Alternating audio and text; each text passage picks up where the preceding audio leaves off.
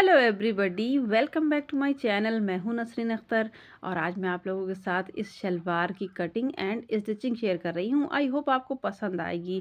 तो इसे मैंने कुछ पाकिस्तानी स्टाइल में बनाया है। तो चलिए फैब्रिक देख लेते हैं। तो यहाँ मेरे पास शलवार का 2.5 मीटर का फैब्रिक है जो कि रेयॉन है। बहुत सॉफ्ट, बहुत ही स्मूथ ये फैब्रिक है, बहुत अच्छा। तो अभी देखिए इसका जो पना था ना वो 44 इंच का था जो मैंने आपको अभी दिखाया। और ये जो फैब्रिक है ये कुर्ते में से बचा था। आपने मेरा पहला कुर्ते का वीडियो देखा होगा तो ये उसमें से बचा हुआ है। तो अभी देखिए लंबाई में मैंने इसे 4 फोल्ड करते हुए बिछा लिया है फैब्रिक को। ठीक है, 35 इंच हमें इसकी तैयार लंबाई चाहिए। ये 12 से 13 साल के बच्चे को परफेक्ट आएगी। वैसे लंबाई आप अपने हिसाब से रखें। तो यहाँ मेरे जो बच्चा है ना वो 11-12 के बीच का है। और अभी देखिए 4 इंच की हम बेल्ट लगाएँगे, तो बेल्ट को मैंने बाहर को निकालते हुए यहाँ पे 35 इंच पे निशान लगाया है। एक लाइन मैंने सीधी दे रखी है, आपको दिख रही होगी, वो हमें कपड़े को बराबर करेंगे, तो वहीं से ही मैंने इसे नापा है। और 1 इंच मैंने इसमें मार्जिन ऐड कर लिया है, तो 36 इंच हो गया। अब ऐसे नाप रही हूँ ना मैं, बेल्ट हटाते हुए, तो ये त 32 इंच की लंबाई मैंने कट करी है यहाँ पर। तो मतलब 35 तैयार चाहिए, 1 इंच मार्जिन चाहिए, तो 36 हो गया। 4 इंच की बेल्ट भी हम इसमें ऐड करेंगे, ठीक है? तो बेल्ट का माइनस करते हुए ही हम यहाँ पे निशान लगाते हैं। तो अभी देखिए मैंने इंची टेप को घुमा लिया है, इस तरफ से मैं बेल्ट को नाप रही हूँ आसन का निशान लगाने के लिए। बेल्ट का 4 इंच का ऊपर निकाला, फिर हमने 12 इंच पे निशान लगा दिया है। आसन की गोलाई हम 2.5 इंच पे निशान लगा लेंगे यहाँ से, एक स्ट्रेट लाइन खींच देंगे। ठीक है, यहाँ से गोल कर दिया हमने इसको आसन को। कोई रुमाली वगैरह इसमें ऐड नहीं होगी क्योंकि काफ़ी चौड़ा फैब्रिक है। मैंने यहाँ चौड़ाई को कम नहीं करा है। अभी देखिए हम पैचा तैयार रखेंगे 5.5 इंच का। ठीक है, बच्चे का है और 1.5 से 2 इंच हम यहाँ पे एक्स्ट्रा ले लेंगे। मार्जिन तो हमें चाहिए ही होता है और बाकी आपके पास एक ऑप्शन रहता है कि आप 6 इंच पैचा कर सकते हैं। अभी देखिए मैंने इसको इस तरीके से आसन को पैचे के मार्जिन से मिला दिया है। तो मैंने सीधी फंटी से मिलाया था, अब यहाँ पे शेप वाली फंटी यूज़ करेंगे ना तो बहुत अच्छा लुक आएगा। तो बस इसको कटिंग कर देंगे और जो ये कपड़ा है ये हमें अभी आगे काम आएगा। तो देखिए इस तरीके से मैंने इसको कट कर दिया है। इसमें बहुत ज़्यादा एक्स्ट्रा मार्जिन की ज़रूरत नहीं होती है, बस पैचों में ज़रूर आप ले लें ताकि पैचा छोटा-बड़ा कर सकें। सब एक्स्ट्रा का मार्जिन हम कट करेंगे यहाँ पर थोड़ा-सा 1 इंच के बराबर ही मैंने मार्जिन लिया है। बीच का सेंटर का कट मैंने लगा दिया है। अभी यहाँ पे हमारा ये मेन कट गया है मेन फैब्रिक, अब हम यहाँ पे बेल्ट निकालेंगे। ठीक है, तो आप बच्चे का कोई प्लाज़ो, कोई शलवार इस तरीके से उठा के देख लें। मैंने भी उसी को उसके पहले का एक कपड़ा उठा लिया था, तो वहाँ मुझे 20 इंच तैयार इसकी बेल्ट चाहिए थी, तो 21 इंच पे कट कर लिया मैंने। और जो इसकी चौड़ाई रहेगी वो 6.5 इंच मैंने कट करी है क्योंकि 4 इंच तैयार और 2.5 इंच मैं मोड़ने के लिए रखती हूँ। अक्सर लोग 2 इंच रखते हैं, मैं 2.5 इंच रखती हूँ मोड़ने के लिए, तो 4 इंच इसमें तैयार आ जाएगी बेल्ट। 20 इंच लंबाई, 4 इंच चौड़ाई तैयार। तो कटिंग यहाँ पे 6.5 और 21 है। ठीक है, इस तरीके से बेल्ट काट ली। बचे हुए कपड़े से हम पैचे वगैरह बना सकते हैं और या फिर ये एक्स्ट्रा ही था क्योंकि पैचे मैंने इस कपड़े से बनाए हैं। आप दूसरा कपड़ा ऐड नहीं करेंगे तो आप वही कपड़ा आपको यूज़ हो जाएगा। अभी देखिए सबसे पहले हम यहाँ बेल्ट तैयार करेंगे। तो बेल्ट को यहाँ से सिल लेंगे और इस तरफ से सिल लेंगे। दोनों कॉर्नर को हमें सिल लेना है, बंद कर लेनी है बेल्ट को। तो आप पक्की सिलाई लगाएँ और डबल स्टिच लगा लें यहाँ पर। शलवार में सबसे पहले हम बेल्ट ही तैयार करते हैं क्योंकि उसका नाप जो है ना बहुत डिपेंड करता है अभी आपकी प्लेट्स पर। सब दिखाऊँगी अभी आपको आगे, बने रहिएगा इसी तरीके से। अभी देखिए यहाँ पे मैं इसका नेफा फ़ोल्ड कर ले रही हूँ। अभी आप कमरबंद डालना चाहते हैं ना, तो यहाँ पे आप आगे होल बनाएँगे, ठीक है? तो बच्चे की शलवार है, हम इलास्टिक डालेंगे, तो हमें यहाँ पे कोई नेफा बनाने की ज़रूरत नहीं है। बस ऐसे ही सिलाई लगा के मोड़ेंगे या थोड़ा-सा खुला छोड़ देंगे बस। इलास्टिक में बच्चे बहुत कंफर्टेबल रहते हैं, इसलिए आप कमरबंद ना डालें। ये देखिए थोड़ा-सा खुला छोड़ दिया है। अभी देखिए, अभी हमारी बेल्ट 20 इंच बन के तैयार हो गई है। सिलाई को सिलाई से ऊपर-नीचे सिलाई आ रही है ना, वहाँ रखा है मैंने और यहाँ के कॉर्नर को मैं कट कर दूँगी। अभी बहुत इसका कट का यूज़ है, अभी आपको देखने को मिलेगा, ठीक है? तो बीच की तो हमारी सिलाई आ रही है, साइडों में हमने कट लगा लिए हैं, निशान लगा लिए हैं। इससे सेंटर और मतलब बीच आगे का और पीछे का पता चलता है। देखिए, सिलाई के ऊपर सिलाई आ गई और दोनों तरफ कट आ गए। तो मैं जो ये फिंगर से दिखा रही हूँ ना, तो हमारी प्लेट्स आगे वाली यहाँ पे पड़ेंगी। इससे पीछे हमें नहीं जाना है, ठीक है? तो इसलिए ये निशान लगाए जाते हैं, आप ज़रूर लगाएँ। और जो पीछे का हिस्सा रहेगा बेल्ट का, उसमें सिर्फ़ 2 प्लेट्स आएँगी हमारी। अभी देखिए यहाँ पे हमने ये शलवार वाला उठा लिया है, आसन सिल लेंगे हम। डबल स्टिच लगाते हुए आप हमेशा आसन को सिलें, चाहे आप कुछ भी बनाएँ, प्लाज़ो, पैंट कुछ भी बनाएँ ना, तो डबल स्टिच लगा लें। क्योंकि खुल ना जाए, अगर खुलेगी तो आपको एक के साथ दूसरी चीज़ खोलनी ही पड़ती है। अच्छा, आपके बच्चे की लंबाई अगर इससे ज़्यादा हो, तो मेज़रमेंट यही रखिए आप, आसन भी इसका अच्छा खासा बड़ा है। आप चाहें तो 1 इंच बढ़ा सकते हैं आसन, बेल्ट को भी बढ़ा सकते हैं। थोड़ा बहुत चेंजेस करें लंबाई एडजस्ट करने के लिए, बाकी कटिंग आप इसी को ऐसे ही रख सकते हैं। तो अभी आप आगे मैं आपको दिखाऊँगी, छोटे बच्चों का भी मैं बनाती हूँ ना, तो उसका क्या मेज़रमेंट रहेगा, वो सब आपके साथ आगे चैनल पे शेयर करती रहूँगी।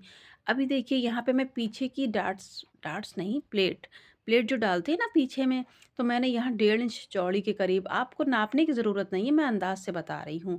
तो नापना-नूपना कुछ भी नहीं है यहाँ पर, आप 2 चौड़ी-चौड़ी प्लेट्स डाल लें।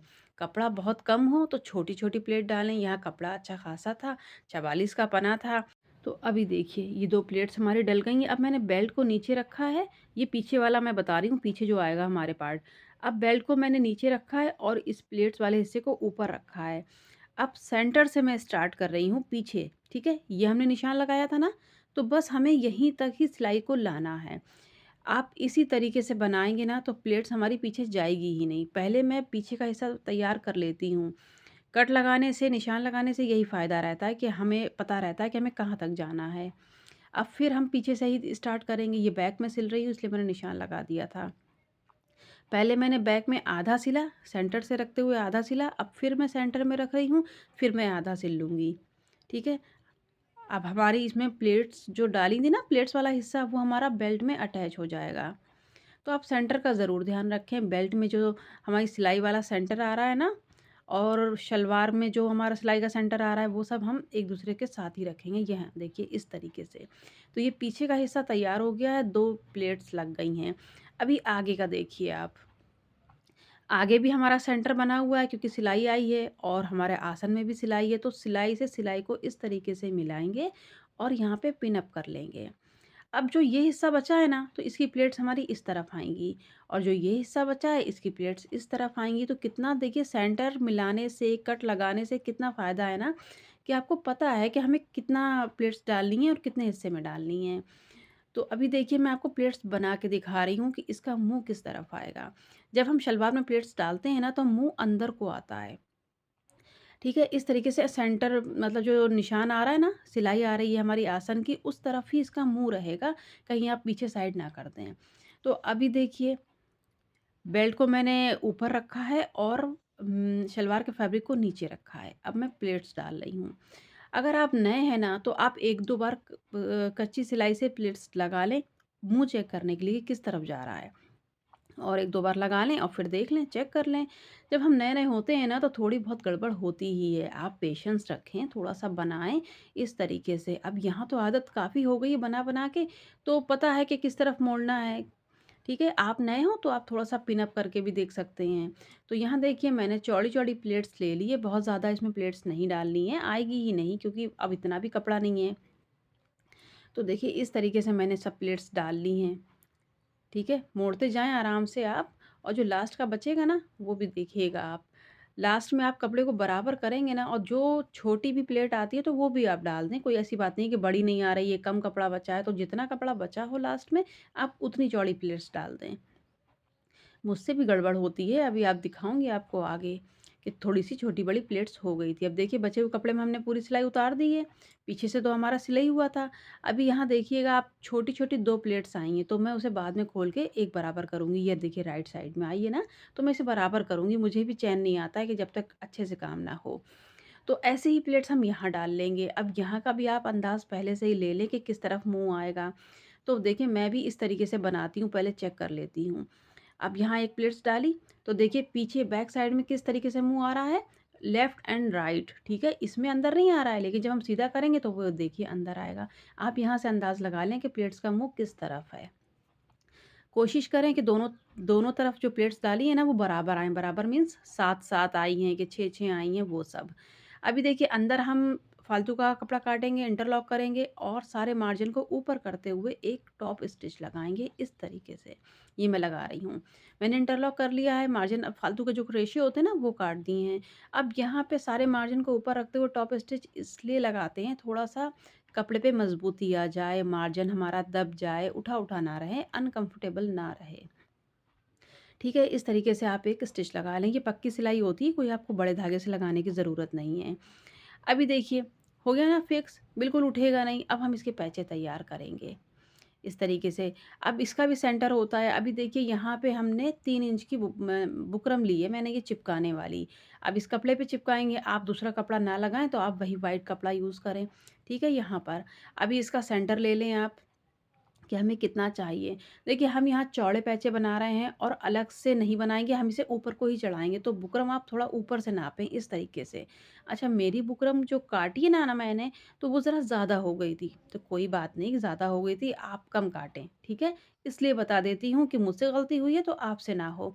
तो यहाँ मैंने इस तरीके से कपड़े को नापा था, कपड़े पे रख के बुकरम को नापा था, तो वो 24 इंच मैंने काटी थी। आप 24 ना काटें, आप 2 इंच कम काट लें और या तो फिर आप एग्ज़ैक्ट कपड़े को नाप के ही रखें। अब इसमें क्या है ना चौड़े पैचे होते हैं शलवार के ऊपर चढ़ते हैं, तो कम नहीं पड़नी चाहिए। ज़्यादा होगी तो हम काट देंगे, लेकिन कम बिल्कुल भी नहीं पड़नी चाहिए। तो मैं भी थोड़ा-सा सेफ्टी पर्पज़ से चलती हूँ कि मेरा कम कुछ ना पड़े, मैं कटिंग कर दूँगी बाद में। ठीक है, अभी ये चिपकाने वाली है तो मैंने इसको इस तरीके से एकदम गरम प्रेस से चिपका दिया था पूरी बुकरम को। यहाँ पेपर पेस्टिंग मैं यूज़ नहीं कर रही हूँ, मैं हार्ड वाली बुकरम यूज़ कर रही हूँ, जो कि चिपकती है। ठीक है, आप इसी तरीके से ले लें तो बहुत आसानी से पैचे बनते हैं। अब दोनों तरफ मार्जिन रखा है मैंने, तो जो ज़्यादा मार्जिन था उसको मैंने यहाँ पे फ़ोल्ड कर दिया है प्रेस से। दूसरी तरफ हम आधा इंच का ही मार्जिन रखेंगे, वो हम शलवार में अटैच करेंगे, तो वो ज़्यादा चौड़ा नहीं रखते हैं। तो वो आधा इंच बीच का सेंटर मैंने ले लिया, दोनों पैचे मैंने तैयार कर लिए इस तरीके से। ये लेस हम इसमें अटैच करेंगे क्योंकि ये मैंने कुर्ती में भी अटैच करी है। ठीक है? अभी देखिए सेंटर पे निशान लगा लिया हमने। अब यहाँ पे क्या होता है ना, हम सीधी तरफ रखते हैं शलवार की और उल्टी तरफ पलटते हैं, यहाँ वो नहीं करना है। मुझे उल्टी तरफ से सिलना है और सीधी तरफ पलटना है। तो मैं वो निशान मैंने लगा लिया है उल्टे-सीधे का। अभी देखिए आप बुकरम को ऐसे करके रखेंगे और फिर एक स्टिच लगाएँगे ना स्टार्टिंग से, तो देखिए क्या होगा। देखिए कितना बच गया यहाँ पर, तो हमें ऐसे नहीं सिलना है। ठीक है? हमें क्या करना है सेंटर का निशान लगाया है हमने, शलवार में भी हम यहाँ पे सेंटर ले लेंगे। इसीलिए सेंटर बहुत ज़रूरी होता है, कुछ भी गड़बड़ नहीं होनी चाहिए, काम फिनिशिंग का होना चाहिए। ये जो शलवार का फैब्रिक है ना, इसकी उल्टी साइड ऊपर को है, ठीक है? जब हम इसका पैचा पलटेंगे तो वो सीधी साइड पलटा जाएगा। अब सेंटर से सेंटर को मिलाते हुए पिन अप कर लिया है मैंने यहाँ पर। अब मैं स्टार्टिंग से बराबर को रखूँगी और सिलाई लगा दूँगी। तो इसमें क्या है ना जब ऊपर को हम पैचा चढ़ाएँगे तो वो बिल्कुल बराबर आएगा। थोड़ा बहुत जो ज़्यादा होगा वो साइडों में आएगा, फिर कट हो जाएगा।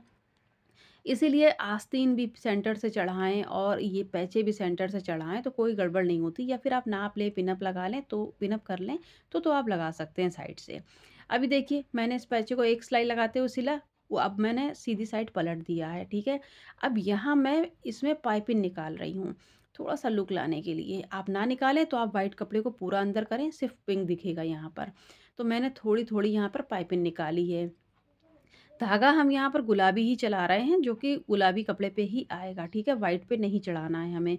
थोड़ा-थोड़ा पाइपिंग दिखाते हुए हम यहाँ पे स्टिच लगा लेंगे और आप इस बात का ध्यान रखें कि नीचे से कोई भी फैब्रिक हमारा दबना नहीं चाहिए, टेढ़ा नहीं होना चाहिए, दबना नहीं चाहिए। बहुत फिनिशिंग से काम करें तो बहुत अच्छे से ये शलवार बनी थी। मैंने इसे पाकिस्तानी स्टाइल में बनाया है जिसमें कुंदे वगैरह कुछ भी नहीं लगते हैं ना, तो बस आप ऐसे ही बच्चों की तो आप ऐसे ही बना लें, बहुत अच्छे से बनेगी। अभी देखिए बिल्कुल बराबर रखा मैंने इसको, इस तरीके से बिल्कुल फिनिशिंग से ये रखा हुआ है और पिन अप कर लिया है मैंने। ठीक है, 2-3 आप पिन लगा लें ताकि ये कपड़ा इधर-उधर ना हिले। बहुत आसानी से ये बनता है अगर आप पिन अप करते हैं। अभी देखिए यहाँ सीधी तरफ पलटा है, लेस अटैच करूँगी, तो ये मैंने मोती वाली लेस ली है। मैंने अपने वीडियो में बता रखा है कि ये बहुत गंदी लेस है, ठीक है? तो वो उसका गंदापन सारा मुझे शलवार में ही भुगतना पड़ा है। मतलब स्टिच लग नहीं रही थी इसके ऊपर क्योंकि मोती आ रहे थे। फिर मैंने इसमें हाथ से सिलाई करी है जो कि आपको आगे देखने को मिलेगी। अभी देखिए मैं यहाँ पर 1 बूट की दूरी पे सिलाई लगा रही हूँ। वो मैं खुद नहीं लगा रही हूँ क्योंकि मोती है ना, तो वो स्टिच आ ही रही थी उतनी दूर। तो यहाँ मैंने डबल स्टिच करी है, अभी सिंगल बूट से भी आपको करके दिखाऊँगी। वीडियो ज़रा-सी लंबी हो जाती है क्योंकि डिटेल में आपको बताती हूँ कि आपको ना आती हो ना तो आप यहाँ पे सीख लें बस। फालतू में किस लिए वीडियो बनाना जब आपको कुछ सीखने को ना मिले। तो ये देखिए मैं यहाँ बता रही हूँ कि थोड़ा-सा सिलाई रह गई है कॉर्नर की। कॉर्नर तो हमें दबाना ही है क्योंकि हमें फिनिशिंग देनी है कपड़े में। तो ये देखिए यहाँ तो सिलाई आई ही नहीं थी इसलिए ज़्यादा दिख रहा है।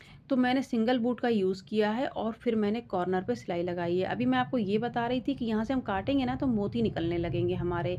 तो हमें यहाँ पे एकदम पक्का कर लेना है। जैसे हाथ की वो सुई लें हम, सुई धागा, उससे आप पहले सिक्योर कर लें ताकि मोती ना निकल जाएँ। अभी देखिए कॉर्नर की स्टिच लगा रही हूँ सिंगल बूट से। लगा ली है, बाद में अभी आपको आगे और दिखाऊँगी कि क्या रह गया था। अभी देखिए सिलने के बाद इसकी लंबाई एकदम तैयार 35 इंच आई थी। ठीक है? आप नाप से काटेंगे ना तो बिल्कुल बराबर आना है सब कुछ। अभी देखिए, सीधा कर लिया हमने इसको और पैचे वगैरह सब आपको बता रही हूँ। अब यहाँ पे हमारे 2-3 काम बाकी हैं, बस वही आपको क्लियर कर रही हूँ। अभी देखिए बुकरम दिख रही है ना आपको एक्स्ट्रा, क्योंकि ऊपर चढ़ी थी हमारी तो इतनी कोई बात नहीं, काट देंगे हम। कम नहीं पड़नी चाहिए बस। अभी यहाँ पैचे मैं बच्चे के हिसाब से 5.5 तैयार कर रही हूँ। अगर मैं 5 करूँगी ना तो थोड़ा-सा टाइट आएगा, इसलिए मैंने 5.5 रखा है और यहाँ पे मार्जिन का निशान लगा ले रही हूँ। तो यहाँ से एकदम आसन तक आप इंची टेप से निशान लगा लें, कोई नापना नहीं है, इस तरीके से हाथ से फ्री हैंड से निशान लगा लें। 5.5 पे रखेंगे नीचे पैचे के ऊपर और आसन तक लाएँगे, ठीक है? इसी तरीके से हम इस तरफ भी निशान लगा लेंगे। मार्जिन एकदम बराबर ही छोड़ें आप, छोटा, बड़ा, कम, ज़्यादा ना छोड़ें।